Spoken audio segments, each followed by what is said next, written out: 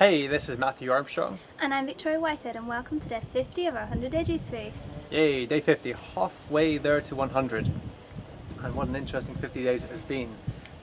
Many breakthroughs on different levels, amazing transformations as well.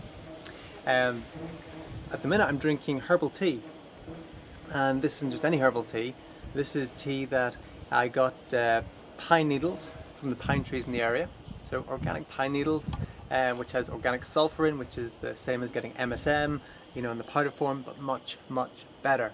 And also cinnamon in there as well. So this is something else that we're taking along with the juice feast, is herbal teas and things like that to give us more nutrients in other forms, and also to, herbs are very, very good for you. Also, what have you been juicing today, Victoria? Oh. We're on our separate juices now. Well, Matthew wasn't in charge, so I kind of went crazy on the fruit. So I had, I made a big kind of like tropical fruit juice with a pineapple, lots of oranges, some apple and lemon. I'm going to put loads of greens in my juices this afternoon. Yeah. Alright, and this morning my juice was cucumbers, spinach, what else do I have? God, I can't remember what I had. Cucumbers, spinach, had an avocado in there, which I blended up and then put in, and celery? I put celery, that's right, and celery as well. So that was my juice this morning. And I put a lime in as well. Yeah, peeled the lime and threw that in as well. So feeling very good from the juices. So I thought I'd record a quick strength video just to show you on day 50, after 50 days of no solid foods, just fruits and vegetables. Because some people say, hey, you're getting too skinny, and I know just people care and they're concerned. But I'm just more functional now. It's literally just muscle and just there's no fat there. That's all. But really, I'm very, very healthy and I'm very, very functional. So check out this video. Day 50 of only juicing fruits and vegetables and no other type of food. Okay, let's see how we get on.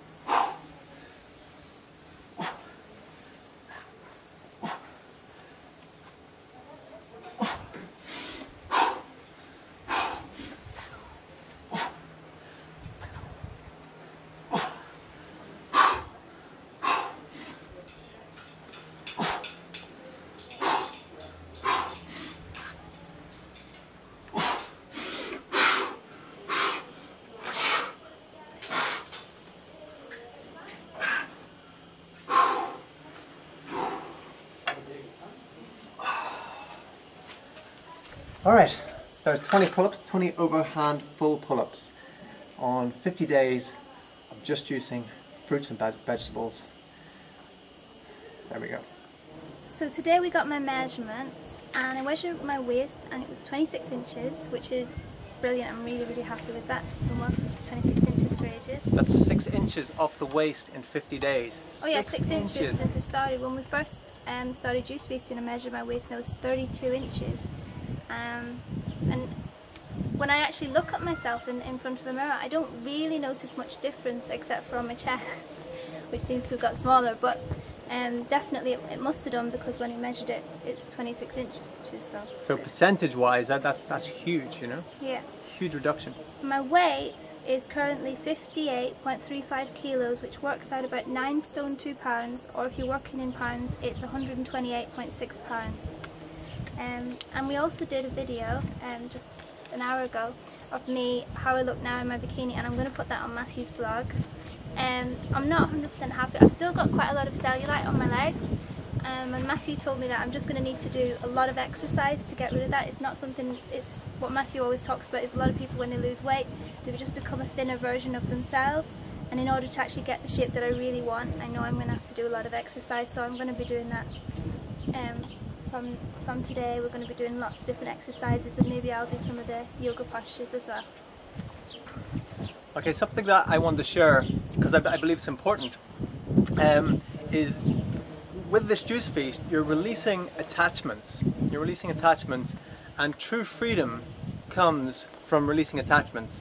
A lot of people think when they get something, then they'll be freer. When they have more money, then they'll be freer. Or when they get this or that, then they'll be freer. But it's actually when we get rid of things. It's actually the other way around. When we get rid of things, is we become freer. And especially, you know, with attachments to things. And the attachment that I would have, I suppose, struggled with for, you know, most of my adult life is the attachment to lust. The attachment to lust. And I had a vision. I had a vision in a waking state, just to share the background, the story. About 11 years ago it was, where I was in a waking state. I was sitting there and I was studying philosophy and I was studying Descartes, and I was trying to answer philosophical questions. I was trying to get my mind around this thing, and I kind of like my mind went into this flat spin, and my consciousness kind of went out, and I was suddenly found myself in this. It was like heaven, I suppose. Everything was glowing gold. Gold was glowing off everything. There was like pillars and everything, and my vision, my sight had completely changed, where I was seeing 360 degrees rather than just this like 180 degree vision that we have, or slightly more. We have about 190 degree, including the peripheral vision. I was actually I could actually see all the way around. My vision was completely different, and I was in this state, in this like complete bliss for I don't know how long it was. And then the first thought that came into my head was like a lustful thought, and I started to see these images of women, and it pulled me back, and my attachment to that took me out of the bliss, and it took me back down to the earthly plane. Then I came back again to where I was, and that the message came to me then that you know, you can have all that, you can have that golden bliss in your life, but you must release these attachments, because the only thing that's stopping you from getting there is these attachments to these worldly things. And so it's been a journey, and I realized that back then it planted like a real strong seed. And I've gone through a lot of transformational work, personal development, purification, ceremony, spiritual practices of all sorts all over the world. And while it's all been beneficial, it's actually been during this juice feast where I've actually completely dissolved that attachment, especially in the last week or so. And that attachment of lust, of you know, that sending your energy that way has gone, and that's a huge thing. It's a huge thing for a lot of men, for most men, because you know, studies suggest that you know, most men think about sex every 10 minutes throughout the whole day, and when you're thinking about something, your energy goes there. You know, so where attention goes, energy flows. So if you've got your energy somewhere else, then you're missing out on other things in life, because it's just fantasies, and you're missing out on maybe your business fails because you can't put your focus in your business, or maybe your relationship fails because you haven't got your full focus on your relationship, because other things just take you. You know, ideas come into the head, thoughts, pictures you see, whatever, and you know, it happens in so many different areas of life where we fall down and we fail because, especially members, because our energies aren't in the present or aren't on what we really want. It's the attachments, especially to lust, to sex, that takes those away. Even if we're not carrying out the acts, it's the images in the head, the thoughts in the head, and that can be the difference between, you know, living a successful life and, you know, living a life of you know, failure and ruin, really, where we see a lot of people go. It's a lot of men's Achilles heel, where that's what trips them up in life. And so that is a huge thing, and that is something that it's been through the juice feasting where that attachment has been dissolved completely, and it feels very, very freeing. It feels very, very freeing, and something that I thought, you know, is that ever going to happen? You know, there's been different attachments I've had in my life. At one time, I thought, will I ever stop drinking? Will I ever stop drinking alcohol? You know, and I knew I had to get rid of that attachment if I wanted to, you know, create the vision that I had for my life. And so, you know, and lo and behold, that happened. So looking back, thinking, wow, there's one time I thought, am I ever going to get rid of that attachment? And I thought I wasn't. There's one time I thought, I'm just going to drink the rest of my life. But there's a time when I had to change that. And this has been a big transformation now. And I think that's the biggest attachment that I had that's going to domino everything else. Any other attachments. And of course, there's certain things that will still kind of push my buttons in the moment. But that was that's the biggest thing.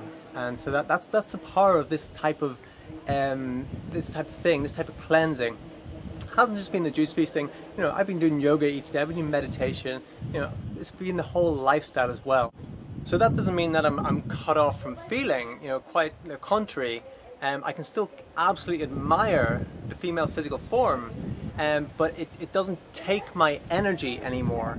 For example, you know, a lot of car crashes are caused by men who are driving along, and suddenly they see a very sexy lady walking down the street, and their energy is completely taken, and they end up, you know, rear-ending someone or something. You know, a lot of what they call fender benders happen like that, because their energy gets taken, and because they're a slave to those lustful feelings and emotions. But you can still admire, but you don't send your energy there, if that makes sense. So it's really just the difference of being a slave to your emotions or a master to your emotions. And when you can master your emotions, then you can master your whole life.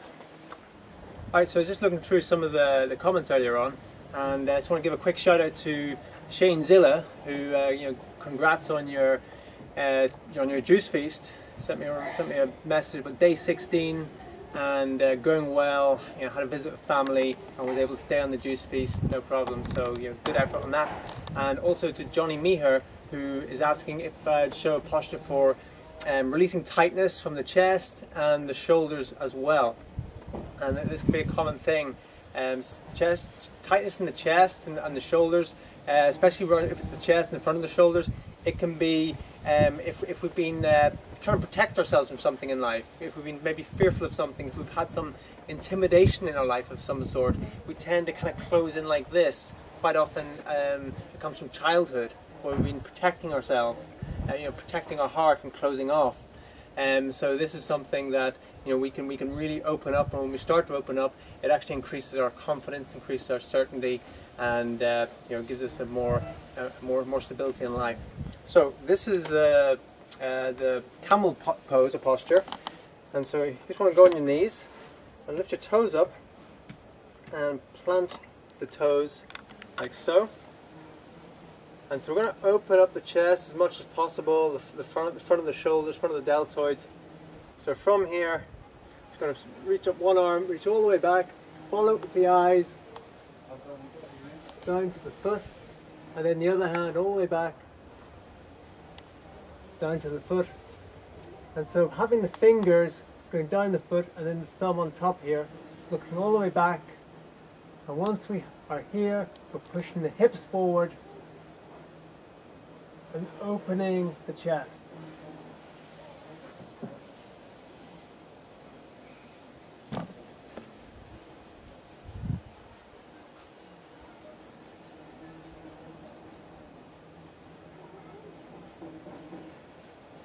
And then when we come up, breathe in and just come up nice and relaxed here. Let the arms come forward so we're not putting any pressure on the spine. And then let the hips sink back. So the breathing with that is in and out through the nose, rhythmic breathing. And now just to counter it, because when you do that, you put a bit of compression on the lower spine. So just to open up the spine again, we counter it by letting ourselves go down, placing our head, forehead on the mat, and we can grasp hold of our feet again and just put ourselves in. Take a few breaths there. And that will open up the lower vertebrae there, coming up from there. So you can see there, as you go back, you want to be opening up.